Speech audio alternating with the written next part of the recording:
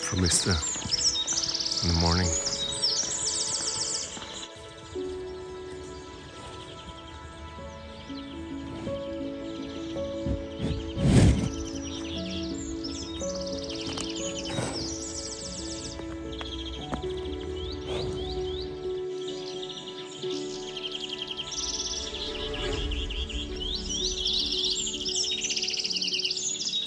The morning birds are performing a symphony of chirps, as if to bid me farewell before my 38-kilometer trek across the flat Spanish plains. I'm walking from Meseta to Calzadilla de la Cueza, straight across the Meseta, Spain's barren land, mostly spared from human encroachment. The splendid morning sun bathes the landscape in golden light, creating a colorful spectacle with long shadows that amplify the vast vacancy. The awakening landscape resounds with vibrant life, its restless air, testament to nature's wonder. It's a new day. But this bliss is soon interrupted by a loud group behind me, talking incessantly, oblivious to the quiet wonder and mystery. They feel invasive, as if feeding on my solitude and silence. After some effort, I leave them behind, though they tenaciously try to catch up.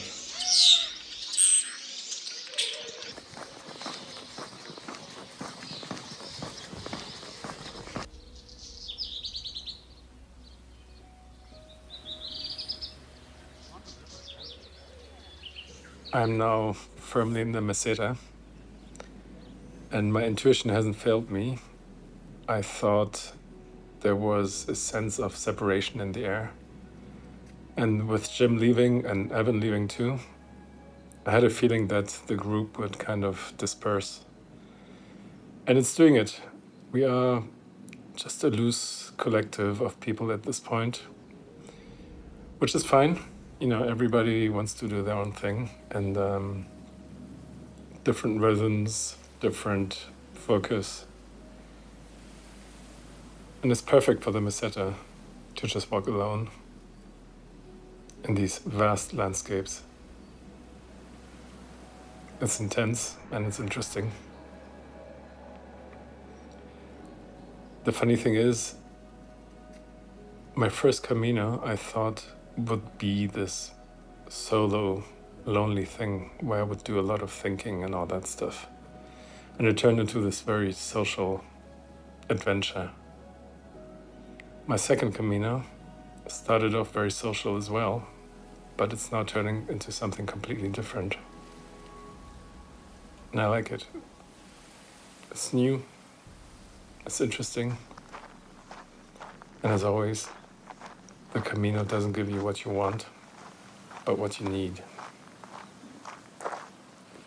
So here we go.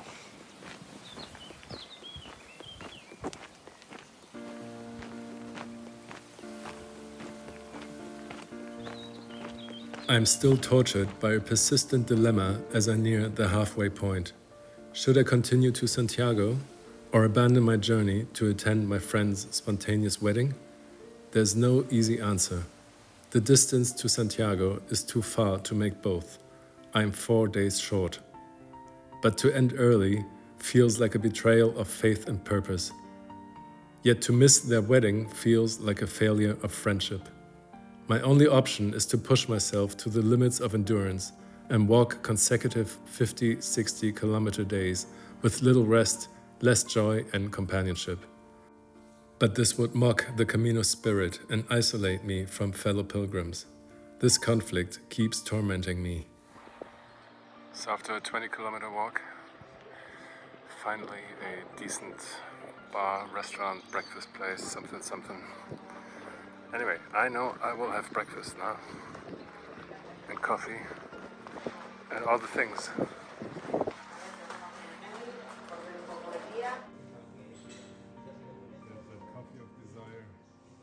The breakfast bells are ringing. I'm ringing back.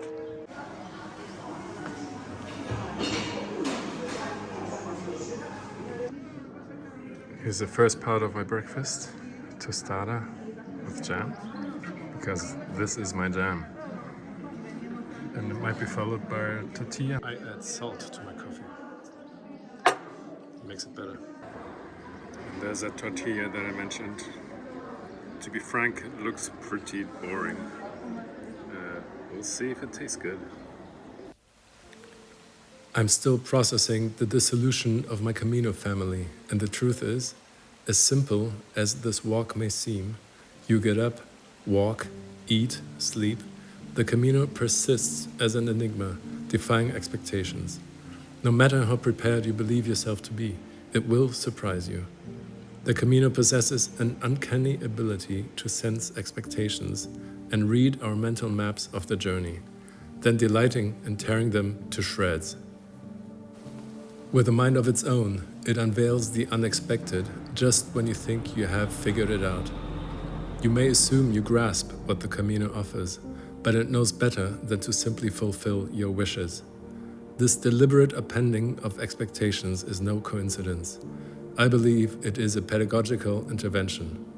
In its enigmatic wisdom, the Camino recognizes expectations often serve as shackles, preventing us from fully embracing the experience. It pushes us outside comfort zones, forcing us to confront the unfamiliar with curiosity and surrender to the unexpected.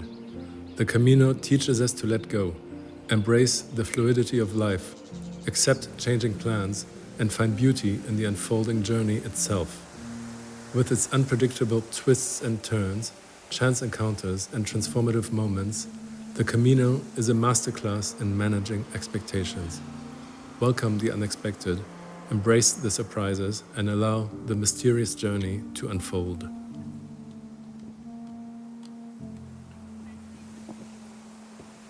The Camino is a direct metaphor for the Tao, the ancient Chinese philosophy teaching harmony with the natural order. Tao means the way, the literal translation of Camino. It is the indescribable source of existence, only to be experienced, a way of being, like the Camino itself.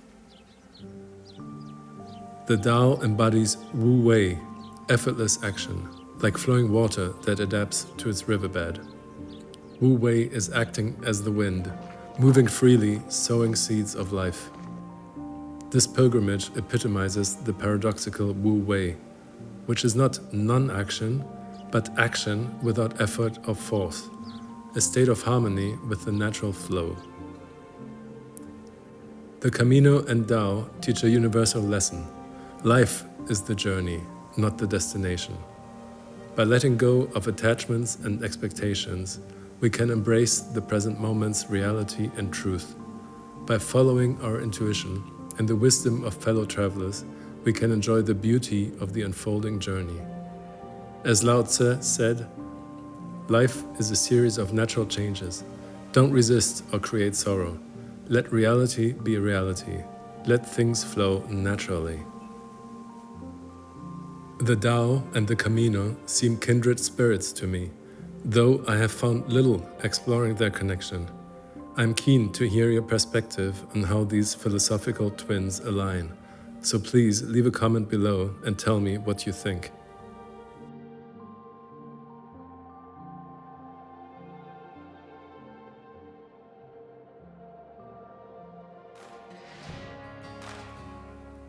After an endless walk, Calzadilla de la Cueza suddenly emerges from the ground like a mirage. It looks like a Western movie set with weary travelers instead of cowboys. I remembered a nice albergue from last year.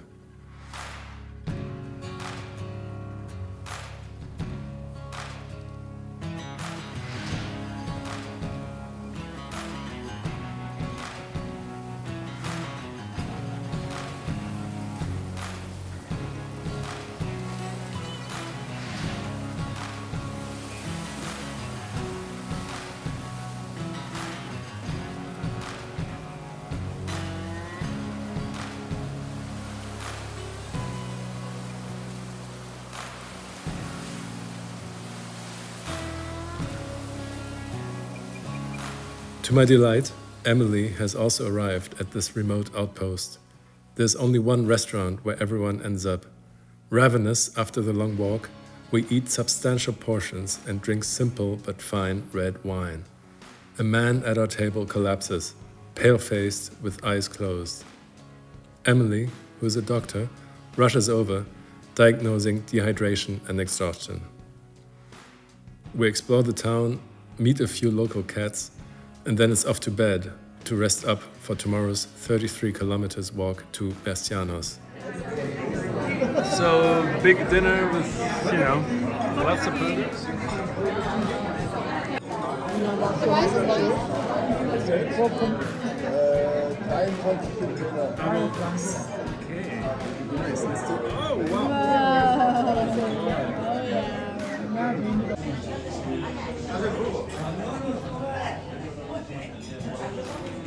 Oh,